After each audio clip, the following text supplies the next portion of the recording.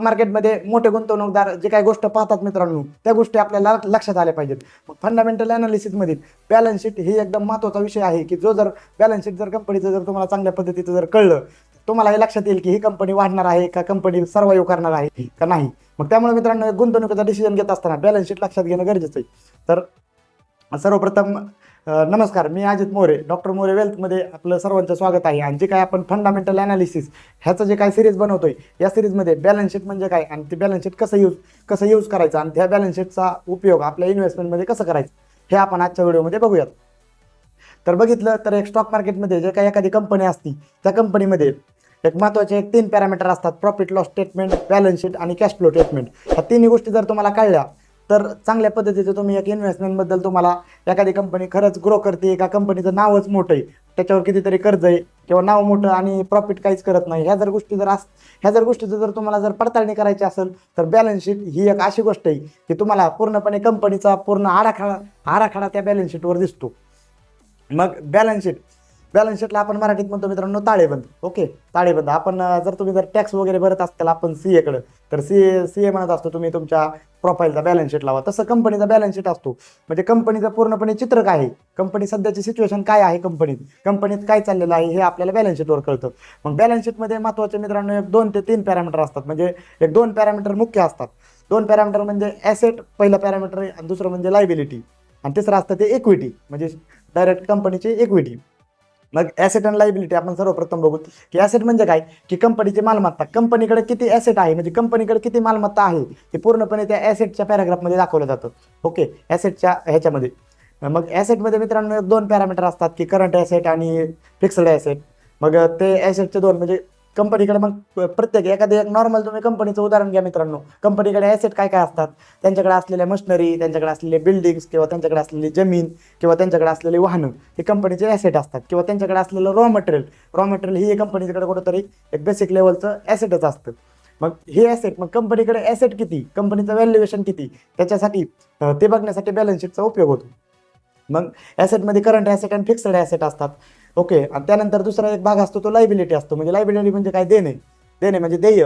मग कंपनीकडे ॲसेट तर आहेत, पण लायबिलिटी किती, कंपनीवर कर्ज किती, कंपनीचा खर्च किती, प्रत्येक महिन्याला प्रत्येक क्वार्टरला कंपनीचा खर्च किती, अशा गोष्टी काय आहेत कंपनीकडे की त्या भविष्यात द्यावा लागणार आहेत. मग ह्या गोष्टी लायबिलिटीमध्ये मित्रांनो दाखवल्या जातात. मग ॲसेट आणि लायबिलिटी एक ताळेबंदामध्ये कुठेतरी ती बॅलन्स आपण म्हणतो.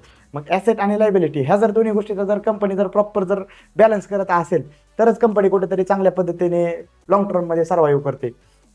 मग मित्रांनो लक्षात घ्या की कंपनीकडे जास्तीत जास्त ॲसेट असतील आणि कमीत कमी जर लायबिलिटी असतील तर ती कंपनी एकदम बेस्ट आहे असं आपण समजतो. नाहीतर काय की काही कंपनीचं पूर्णपणे ब्रँड असतंय, नाव मोठं असतंय, सेल्स चांगला असतो, पण त्यांचं ॲसेट लायबिलिटीचं पूर्णपणे हे नसतं, त्याच्यावर कर्ज भरपूर असतं. मग अशा कंपनी तुम्ही टाळल्या पाहिजेत. म्हणून तुम्हाला बॅलन्स शीट ही एक लक्षात घेणं गोष्ट आहे मित्रांनो. बॅलन्स शीट ही एक असं आहे की ह्या बॅलन्स शीटच्या विषयावर असं एक जवळजवळ 1-2 महत्त्वाचे असे एक पूर्णपणे असतं पुस्तक लिहिता जाईल, नुसतं बॅलन्स शीट विषयावर अख्खं पुस्तक लिहिण्यात येईल, इतका मोठा बॅलन्स शीट हा विषय.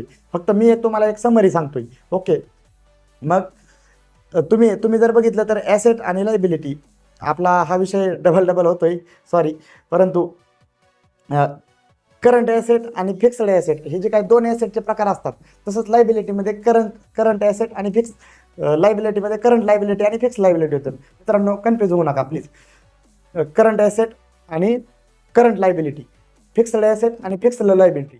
मग तुम्ही लक्षात घ्या की करंट ॲसेट म्हणजे काय मित्रांनो, की करंट ॲसेटमध्ये कंपनीकडे असं काही इन्कम आहे की जो करंटमध्ये येतोय, त्याला म्हणतात करंट ॲसेट. आणि फिक्स्ड ॲसेट म्हणजे कंपनीकडे असा काही इन्कम आहे की जो कायम कंपनीला पैसा मिळवून देतोय. ह्या 2 गोष्टी करंट ॲसेट आणि फिक्स्ड ॲसेट, म्हणजे ॲसेटमध्ये ह्या 2 गोष्टी येतात. आणि लायबिलिटीमध्ये 2 गोष्टी येतात की करंट लायबिलिटी आणि फिक्स्ड लायबिलिटी. म्हणजे कंपनीकडे असं काही देणं आहे की जो रेग्युलर बेसिसवर जातं, त्याला आपण करंट लायबिलिटी म्हणतो. आणि असं काही कंपनीकडे देणं आहे का की जे कंटिन्यू बेसिसवर कायमच त्याचा खर्च होतो. मग असं जर देणं असेल तर कंपनीकडं तुम्ही करंट ॲसेट आणि फिक्स्ड ॲसेट, करंट लायबिलिटी आणि फिक्स्ड लायबिलिटी ह्या ज्या काही 4 गोष्टी आहेत ह्याला तुम्ही असं कम्पेअर केलं पाहिजे. मग करंट ॲसेट, जे काही कंपनीचं करंट ॲसेट आहे त्याच्यापेक्षा करंट लायबिलिटी जास्त नसली पाहिजे. आलं लक्षात, म्हणजे जे काही कंपनीला रेग्युलर बेसिसवर पैसा येतोय त्याच्यापेक्षा जास्त रेग्युलर बेसिसवर पैसा कंपनीकडे जायला नाही पाहिजे. किंवा फिक्स्ड ॲसेट जे काही फिक्स्ड ॲसेट जेवढं काही कंपनीकडे आहे त्याच्यापेक्षा फिक्स्ड लायबिलिटी जास्त नसली पाहिजे. ऑब्विसली आपण बघतो की येण्यापेक्षा जर जाणं जर जास्त असेल कंपनीकडे तर ती कंपनी कुठेतरी लॉसमध्ये जाणार आहे. मग ह्या गोष्टी लक्षात घ्या. मग बॅलन्स शीट आपण एक्झाम्पल सगळं बघू की म्हणजे तुम्हाला थोडं लवकर क्लिअर चांगल्या पद्धतीचं लक्षात येईल. तर तुम्हाला एक स्क्रीन शेअर करतो मित्रांनो मी. आपण बघितलं की उदाहरणार्थ ती TVS मोटरचा हे घेतलेला आहे, कंपनी घेतलेली. तर इथं बघतोय आपण, ही तर समरी आहेत. तर बॅलन्स शीट ह्याच्यावर टच केलं तुम्ही, असे भरपूर पॅरामीटर आहेत अनालिसिस करण्याचे. एक स्क्रीनर एकदम बिगिनरसाठी बेस्ट आहे मित्रांनो. ओके, तर बॅलन्स शीटमध्ये आपण बघतो की इथं टोटल लायबिलिटी आणि टोटल ॲसेट ह्यांना ताळेबंदमध्ये कुठंतरी पूर्णपणे एकदम सेमच दाखवावं लागतं. मग आता सप्टेंबर 2025 ह्याचं जर आपण बॅलन्स शीट बघितलं तर कंपनीकडे जर टोटल ॲसेट म्हटलं तर 51,927 करोडचे ॲसेट आहेत आणि 51,927 करोडचे लायबिलिटी आहेत. मग ह्याच्यामध्ये फिक्स्ड ॲसेट जर बघितलं मित्रांनो तर फिक्स्ड ॲसेट 9,147 करोडचे फिक्स्ड ॲसेट आहेत. की फिक्स्ड ॲसेटमध्ये लँड म्हणजे त्याची ती जमीन, बिल्डिंग, जे काही आहे ते प्लॅन मशिनरी, ह्या सगळ्या गोष्टी ह्याच्यात. ही व्हेकल म्हणजे त्यांच्याकडे रॉ मटेरियल किती, ते इंटेंजेबल ॲसेट ज्या काही गोष्टी दिसत नाहीत ते ॲसेट आहेत फिक्स्ड ॲसेटमध्ये. मग इथं आणि लायबिलिटीमध्ये जर बघितलं तर 31,589 करोडची लायबिलिटी आहे. की ह्या लायबिलिटीमध्ये तुम्हाला कर्ज दिसतं की कंपनीवर जे काय कर्ज आहे ते. मग लॉंग टर्म बॉरोविंग आणि शॉर्ट टर्म बॉरोविंग, ह्याच्यातच long term asset, long term liability आणि शॉर्ट टर्म लायबिलिटी. मग लॉंग टर्म लायबिलिटी कोणती, की 14,727 करोडची लॉंग टर्म लायबिलिटी की जे ह्याला हे करणार. मग फिक्स्ड ॲसेट किती आहेत, 9,000 कोटीचे. 14,000 कोटीचे म्हणजे कर्ज जास्त आहे कंपनीवर. आपण पाठीमागच्या व्हिडिओमध्ये बघितलेलं होतं, डेट टू इक्विटी रेशो जास्त आहे TVS मोटरचा. मग शॉर्ट टर्म बॉरोइंग म्हणजे एक शॉर्ट टर्ममध्ये काय लायबिलिटी, ह्याच्या शॉर्ट टर्म लायबिलिटी पण मित्रांनो कंपनीची जास्त आहे.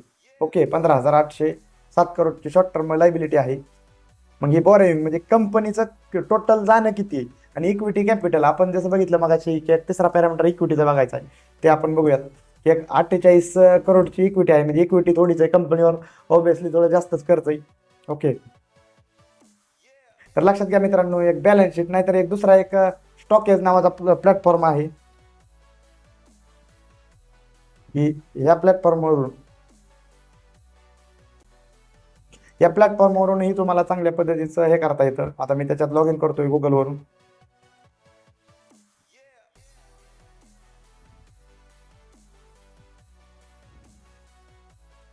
ठीक आहे. ॲक्च्युली हे लॉग इनमध्ये थोडा इश्यू होतोय, आपल्याला मोबाईलवरून कन्फर्मेशन घ्यावं लागतं. पण असे काही भरपूर पॅरामीटर आहेत, परंतु तुम्हाला एकच लक्षात घेणं गोष्ट गरजेचं आहे मित्रांनो. बॅलन्स शीट स्क्रीनचं हे करतो मी. बॅलन्स शीटमध्ये ॲसेट आणि लायबिलिटी ह्याचा जर तुम्हाला ताळेबंद जर चांगल्या पद्धतीचा लक्षात घेता आला आणि ॲनालिसिस करता आलं तर तुम्ही चांगल्या पद्धतीचं एक चांगली कंपनी तुम्ही निवडू शकतात. भरपूर काय बॅलन्स शीटबद्दल आपण काही गोष्टी ॲडव्हान्स लेवलने पण शिकूयात. तुम्हाला जर पर्सनली जर पूर्णपणे इंटरेस्ट जर असेल तर तुम्ही आपले व्हिडिओ शेवटपर्यंत बघून काय पर्सनली आम्हाला कनेक्ट करा आमच्या टीमला. आमची टीम तुम्हाला फंडामेंटल ॲनालिसिसबद्दल चांगल्या पद्धतीचं अजूनही चांगल्या पद्धतीचं गायडन्स करेलच. ओके, तर चालेल. आपण नंतरचा जो काही व्हिडिओ बनवणार आहे त्या व्हिडिओमध्ये आपण एक प्रॉफिट लॉस स्टेटमेंट कंपनीचं कसं बघायचं हे बघूयात. की ज्यामध्ये कंपनी इन्कम किती करते, लॉस किती करते आणि पूर्णपणे त्याचा जो काही खर्च आहे हे जे काय पुढल्या व्हिडिओमध्ये नंतर बघूयात आपण. व्हिडिओ जर आवडला तर व्हिडिओ लाईक करा, चॅनलला आपला सबस्क्राईब करा आणि बेल आयकॉनला प्रेस करा, म्हणजे जे काही व्हिडिओ मी तुमच्यासाठी सिरीजमध्ये बनवतोय ते व्हिडिओ सहजासहजी तुमच्यापर्यंत येऊन पोहोचल्या जातील. चालेल, थँक्यू.